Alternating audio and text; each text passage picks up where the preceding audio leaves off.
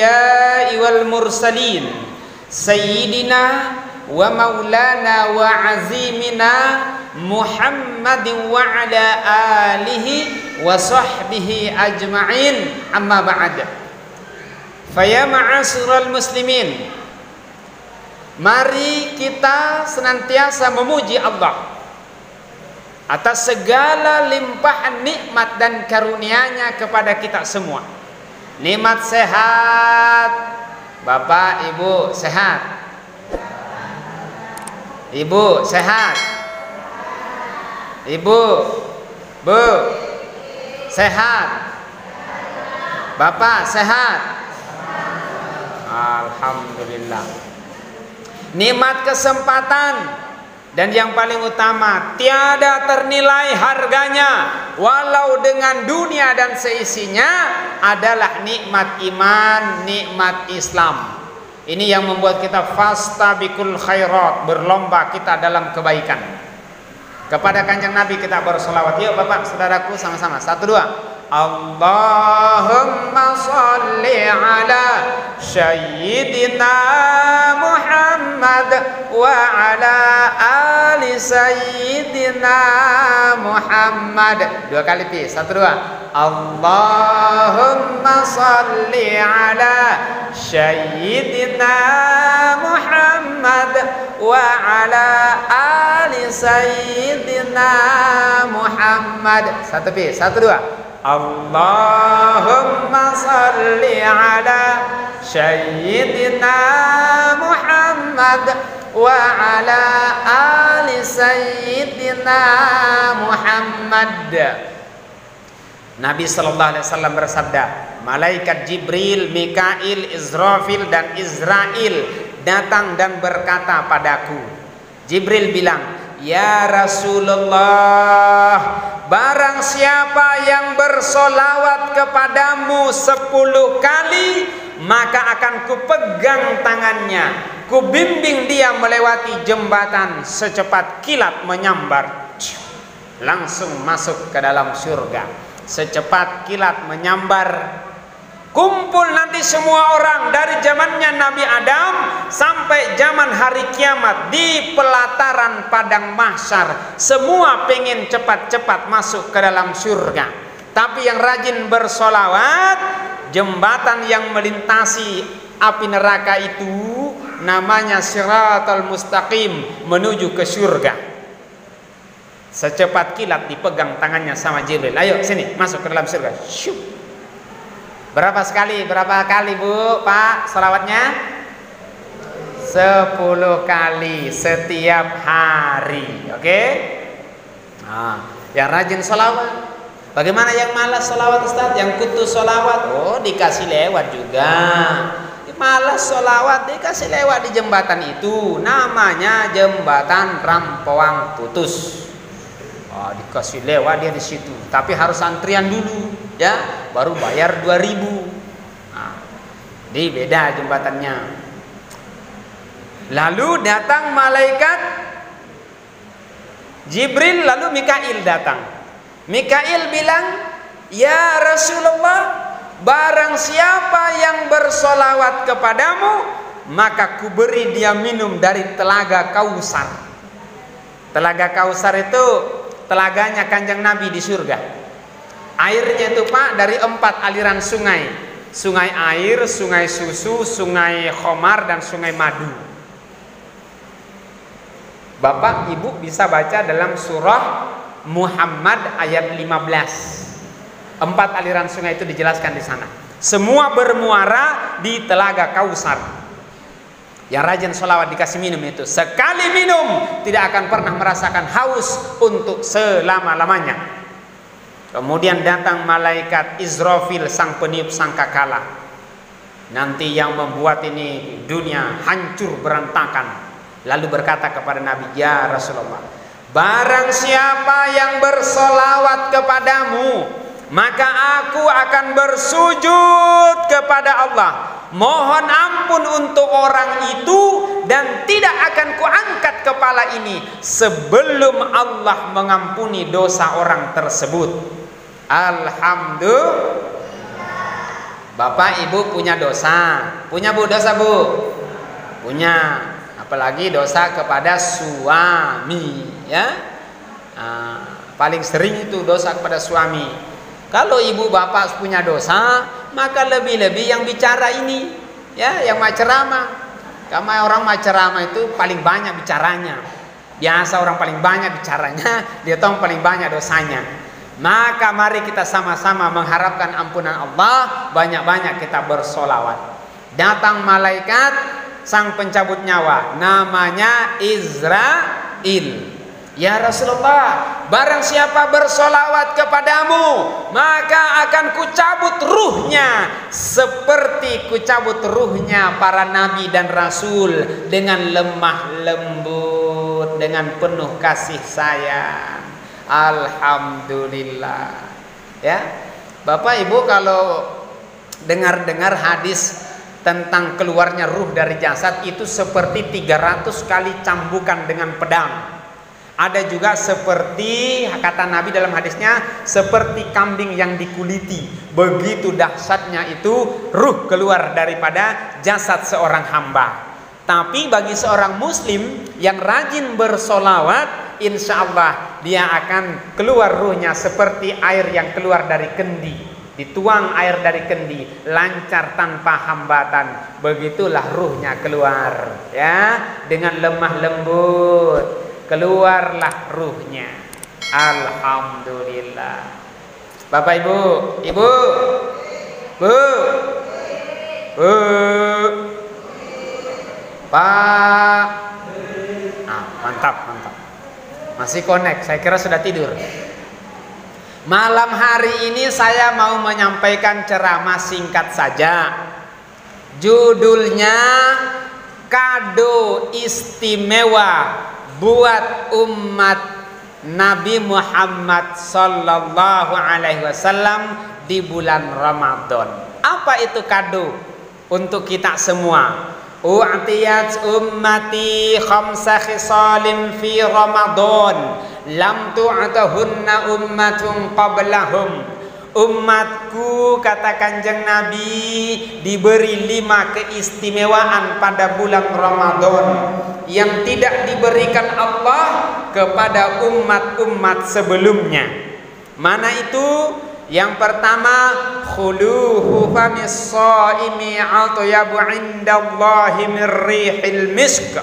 Bau mulut orang yang berpuasa lebih dicintai Allah daripada harumnya kasturi. Subhanallah. Orang pulang dari ibadah haji, pulang dari ibadah umroh, kita mau datang silaturahmi ke rumahnya, ziarah kita ke rumahnya, baru sampai di gerbang semerbak harum, bau harumnya kasturi. Tapi di sisi Allah itu belum seberapa dibanding dengan cintanya Allah kepada bau mulut orang yang berpuasa. Walau sebenarnya Bapak Ibu di bau mulut orang yang berpuasa itu kalau secara dunia kita sama tetangga tak, oh biasa kita mau pingsan. Ya toh? Memang betul Pak, kalau puasa itu pasti tidak sedap bau mulutnya dibanding dengan ketika tidak puasa di luar Ramadan, ya toh? Pasti itu. Nah, nanti nih Pak coba buktikan, sampai di rumah tidak perlu pakai baygon semprot, cukup masuk kamar dari kanan ke kiri, maka nyamuk kecoa mati berantakan. Tapi di sisi Allah Bapak Ibu, bau napas yang seperti itu karena berpuasa Allah jauh lebih cinta kepada itu. Ya, kata ulama dari dunia sampai akhirat Allah cinta kepada mulut yang seperti itu. Ada juga ulama yang mengatakan di akhirat nanti mulut orang-orang mukmin, mulut-mulut orang yang beriman yang berpuasa dulu lapar di dunia, kering bibirnya, pecah-pecah dia punya bibir sampai serawan mabarutu 18. Ya, di akhirat nanti semerbak harum bau daripada mulutnya itu. Begitulah nanti orang mukmin di akhirat. Maka lebih mudah dikenal. Oh, ini orang rajin puasa. Satu. Ya, Allah lebih cinta. Yang kedua Bapak Ibu, Tadi khulufu famis shaimi atyabu indallahi min rihil misk. Yang kedua, wa tastaghfiru lahumul hitanu hatta yuftiru. Itu ikan-ikan Pak, ikan. Woi, bale, bete, mohon ampun dia kepada Allah. Untuk siapa? Untuk mereka yang berpuasa. Jadi bukan hanya kita saja yang mohon ampun kepada Allah. Malaikat mohonkan kita ampun, ya, bagi mereka yang makan sahur. Ikan mohonkan kita ampun bagi mereka yang berpuasa. Banyaknya itu ikan Bu di laut, di sungai ini, di akuarium bermata. Mana bisa Ustaz ikan itu mohon ampun untuk orang yang berpuasa? Coba lihat itu ikan di akuarium begini mulutnya itu ikan Pak. Mulutnya itu akuarium. Kita kira dia sedang magosip itu ikan. Biar ketemu sama temannya dia tidak magosip itu ikannya. Tidak sama dengan kita ketemu sama teman-teman itu kan. Tuh lihat tadi kenapa ini? Pergi lagi di sana itu ada lagi yang tunggu di sana. Oh jangan no kalau itu biasa memang makudung dari rumahnya, tapi kalau keluar di situ nak buka itu kerudungnya, nak kasih masuk dalam bagasi. Oh begitu memang dia memang itu iya. Kenapa? Taimanu pergi na urusi. Tapi kalau mulutnya ikan Pak boleh jadi dia sedang bertasbih. Subhanallah. Subhanallah. Apalagi kalau mulutnya ikan karape. Perhatikan maki, mulutnya karape. Boleh jadi dia sedang berzikir, mohon ampun untuk orang yang sedang berpuasa. Yang ketiga, wa yuzayyinullahu azza wa jalla kulla yaumin jannatahu summa yaqulu yusiku ibadiyas salihuna ayyulqu anhumul maunata wa yushiru ilaiki. Setiap hari Pak, setiap hari Allah menghiasi surganya, kemudian berfirman, "Ndak lama lagi hamba-hambaku yang soleh, mereka segera akan meninggalkan segala kesusahan dunia dan mereka akan datang kepadamu." Subhanallah Bapak Ibu. Jadi setiap hari Allah dekorasi, kasih cantik surganya. Kalau Allah yang berbuat, cukup Allah mengatakan kun fayakun. Jadilah, maka jadilah makin cantik surga. Besok makin cantik, besok makin indah, makin menawan, makin mempesona, makin lengkap dengan segala fasilitas yang disiapkan untuk orang-orang yang soleh dan solihah. Pokoknya apa yang kita mau cari di sana Bu? Sekarang musim buah-buahan ada di sana. Buah-buahan apa mau tak ada semua? Pokoknya apa? Pokoknya jenis buah-buahan. Semua buah-buahan yang diawali dengan huruf N ada semua. Nangka ada, nangka, nenas, naga, nanakang, nunian, nangsat, namutang, nuyuk. Ada semua nanti di sana Bapak Ibu Saudaraku. Ya, ayo. Pokoknya Allah sudah siapkan surga bagi orang yang rajin berpuasa. Ya, puasa surga bagiannya. Bapak Ibu yang dimuliakan Allah. Tapi ingat ya, ini saya mau ingatkan dulu sama adik-adik ini. Adik-adik yang di luar dengar ini. Biasa itu adik-adik kalau puasa masih tidak terkontrol. Makanya bapak-bapak, ibu-ibu, ayo kontrol itu anak-anak kita. Terutama dari omongannya itu anak-anak kita supaya tidak terbiasa sampai besar. Biasa itu anak-anak kita ngomongnya sama pakani-kani. Kenapa begitu? Saya Pak Bu ngajar di sekolah bahasa Inggris. Kebetulan memang saya guru bahasa Inggris. Selesai baca teks anak-anak saya bilang begini, "Okay everybody, after reading the text, now we are going to answer the questions from number 1 to number 5. Maybe anybody can answer the questions number 1, please raise your hand." Ibu-ibu ngerti kan? Ibu ngerti kan? Bapak ngerti ya? Mapa yes saja, yes sir. Yang penting yes, ya toh. Jadi saya bilang begini Bu, Pak, anak-anakku semuanya setelah selesai kita membaca teks, maka saatnya sekarang kita menjawab soal nomor 1 sampai dengan nomor 5 berdasarkan bacaan tersebut. Anybody can answer the questions number 1, please raise your hand. Ada yang bisa jawab pertanyaan nomor 1, silakan acungkan tangannya. Apa Nabi bilang Bapak Ibu? Kamu nanya. Itu anak-anak sekarang. Nggak boleh begitu anak-anakku, adik-adik, ponakanku, nggak boleh. Apalagi kau pulang dari main ditanya sama bapak sama ibu, nah kau main terus, nanti kau haus, nanti kau lapar, masih puasamu aja kok kak. Jangan sampai kau jawab, kamu nanya, Aduh, jengkelku aku rasa deh, saya Pak Guru, ku tanya siswaku seperti itu, nah bilang, kamu nanya, ini Pak Gurumu lah, cukadama. Tapi saya yakin Pak, mereka bukan siswa yang kurang ajar, mereka siswa-siswa baik, sopan. Tapi kenapa begitu jawabannya? Keceplosan, kebiasaan, spontanitas. Makanya ayo biasakan. Kalau ada anak tak bilang begitu, Pak, Bu, larang. Jangan bilang begitu, nak. Nanti kau pergi ke masjid, disuruh kau masuk sholat sama Pak Imam, disuruh kau pergi wudhu. Sudah kau wudhu, nak. Mau bilangi Pak Imam, kamu nanya Pak Imam. Ya, tidak boleh. Ngapakan kami? Tidak boleh puasa begitu ya, supaya sempurna pahala puasa tak. Lalu Bapak Ibu selanjutnya, wa tusaffatu fihi maradatus sayatini fala yakhlusu fihi ila ma kanu yakhlusuna ilaihi fi ghairi. Setan-setan dibelenggu Allah sehingga tidak lagi bisa menggoda umatku sebagaimana mereka menggoda umatku di luar bulan suci Ramadan. Jadi ini mulai dari kemarin dulu, hari Kamis ya, malam Kamis Ria, masuk Ramadan, dirantai itu iblis, setan dibelenggu dia, dirantai oleh Allah, nggak bisa goyang sampai akhir Ramadan nanti. Tapi kenapa Pak masih ada orang bicara kotor, masih ada orang mencuri, masih ada orang memperkosa, masih ada orang membunuh, masih ada orang merampok? Itu karena kebiasaan lamanya yang dia belum bisa kendalikan di luar bulan suci, di dalam bulan suci Ramadan. Bukan karena setan. Cuman orang sekarang selalu nak kambing hitamkan itu setan. Heran bangka saya, asal dia berbuat dosa, setan silagi lah, kurang ajar setan. Dia yang enak-enak berzina, setan nak bilang kurang ajar setan. Dia yang enak-enak merampok, nak bilang gara-gara setan lah kurang ajar. Setan lagi nak bilang.